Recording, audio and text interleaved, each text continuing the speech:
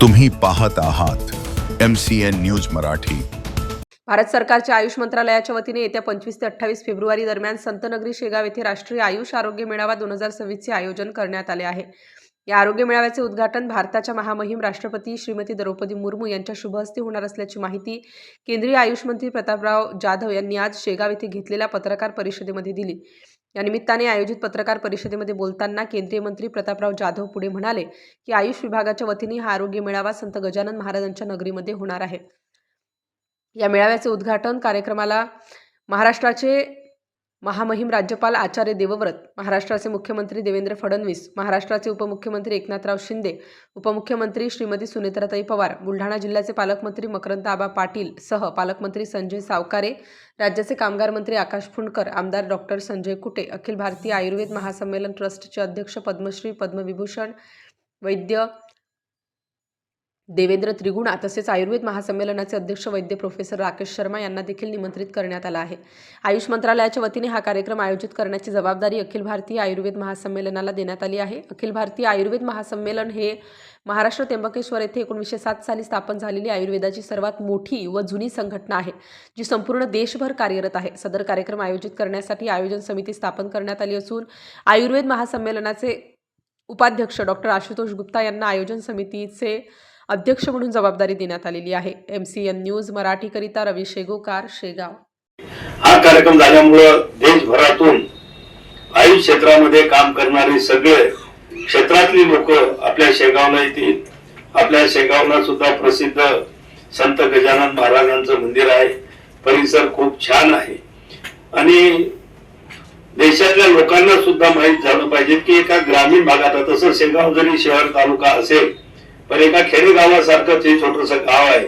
या गावामध्ये संस्थांचं चालत असलेलं काम, तिथला त्यांचा कारभार, तिथली स्वच्छता, तिथली शिस्त, या सगळ्या गोष्टी सुद्धा निश्चित देशासमोर जाणार आहे आणि राष्ट्रपती येणार म्हणल्यानंतर याला नॅशनल मीडियाचं सुद्धा चांगलं कव्हरेज या ठिकाणी मिळणार असल्यामुळे देशभरामध्ये आपल्या बुलढाणा जिल्ह्याचं शेगावचं नाव सुद्धा देशभरापर्यंत जाऊ शकतं। आणि सगळ्यात विशेष म्हणजे या आरोग्य शिबिराच्या माध्यमातून आपल्या ज्या पारंपरिक उपचार पद्धती आहेत त्यांचं ज्ञान आपल्या जिल्ह्यातल्या या आजूबाजूच्या जिल्ह्याच्या लोकांना मिळेल, त्यातून आपले उपचार करून घेण्याची संधी सुद्धा त्यांना या ठिकाणी मिळणार आहे। आणि म्हणून हे सगळ्या आणि मंत्री झाल्यानंतर आपल्या जिल्ह्यामध्ये एखादा चांगला आपल्या मंत्रालयाचा कार्यक्रम व्हावा ही सुद्धा माझी, तशी जिल्ह्यातल्याही लोकांची माझ्याकडून अपेक्षा होती। म्हणून या विशेष अशा कार्यक्रमाचं आयोजन केलं। आपल्या सगळ्यांच्या सहकार्यानं, आपल्या सगळ्यांच्या मार्गदर्शनानुसार हा कार्यक्रम आपण यशस्वी करण्याचा या ठिकाणी प्रयत्न करूया। धन्यवाद। जय हिंद, जय महाराष्ट्र। औषध निर्माता कंपनी सहभागी होणार असून त्यांच्या माध्यमातून गुड मॅन्युफॅक्चरिंग प्रॅक्टिसेसचा अवलंब ते कशा पद्धतीने करीत आहेत, सोबतच आयुर्वेदामध्ये चाललेले नवीन संशोधन याबद्दलची माहिती देखील दिली जाणार आहे। आयुष औषधी निर्माता वर्गासाठी देखील वेगवेगळ्या कार्यशाळेचे आयोजन या माध्यमातून करण्यात येणार आहे।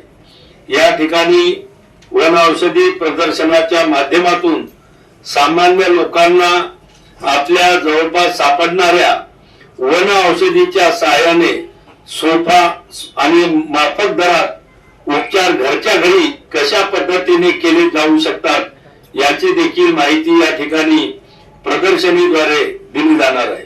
आयुष मंत्री म्हणून कार्यभार स्वीकारल्यानंतर मोठ्या प्रमाणावर अभिनव पद्धतीने आयुष मंत्रालयाच्या कामाला पुढे नेण्याचे काम सातत्याने सुरू आहे। यातील काही प्रमुख बाबी म्हणजे सुरुवातीलाच मी मंत्री झाल्यानंतर पहिला जो एक मोठा कार्यक्रम आम्ही आयुषचा घेतला होता तो म्हणजे देश का प्रकृती परीक्षण। हा कार्यक्रम 29 ऑक्टोबर 2024 रोजी माननीय पंतप्रधान आदरणीय नरेंद्र मोदी साहेबांनी घोषित केलेल्या या अभियानात 1 महिन्याचा अत्यल्प कालावधीत जवळपास 1,39,00,000 लोकांनी सहभाग घेतला आणि या कार्यक्रमाला फेब्रुवारी 2025 मध्ये 5 गिनीज बुक ऑफ वर्ल्ड हे विश्व विक्रम त्या ठिकाणी या मंत्रालयातल्या या सर्व जे काही आमचे डॉक्टर्स होते, हॉलिडेयर्स होते, त्यांच्या मेहनतीने मिळाले. त्याचप्रमाणे जागतिक आरोग्य संघटनेसोबत WHO म्हणजे आपण वर्ल्ड हेल्थ ऑर्गनायझेशन यांना मिळून पारंपरिक औषधोपचारावरील दुसरी जागतिक शिखर परिषद डिसेंबर 2025 मध्ये दिल्लीत संपन्न झाली. यामध्ये जवळपास 100हून अधिक देशाचे प्रतिनिधी सहभागी झाले होते आणि 25हून अधिक देशाचे मंत्रीस्तरीय शिष्टमंडळ सुद्धा याच्यामध्ये सहभागी होते आणि जवळपास आम्ही सर्वांनी 18 देशासोबत द्विपक्षीय बैठका त्या ठिकाणी पार पाडल्या. जून 2025 मध्ये आंतरराष्ट्रीय योग दिनानिमित्त 5 गिनीज वर्ल्ड रेकॉर्ड नोंदवले गेले. आंध्र प्रदेशातील विशाखापट्टणम येथे 3 लाखाहून अधिक लोकांनी एकाच दिवशी एकाच वेळेस आदरणीय पंतप्रधान नरेंद्र मोदी साहेबांसोबत योगाभ्यास केला. ऑक्टोबर 2024 मध्ये आदरणीय राष्ट्रपतींच्या हस्ते जे all India institute of Ayurveda, ज्याला आपण आयुर्वेदामधलं एम्स सुद्धा म्हटलं जातं, या दिल्ली येथे आपण आयुष औषधी केंद्राची स्थापना केली. त्याचं उद्घाटन झालं आणि आता आयुष मंत्रालयाच्या सर्व संस्थांमध्ये आम्ही ही आयुष औषधी केंद्रे सुरू करणार आहोत आणि ती जिल्हा व तहसील स्तरापर्यंत पोहोचवण्याची आमची योजना आहे.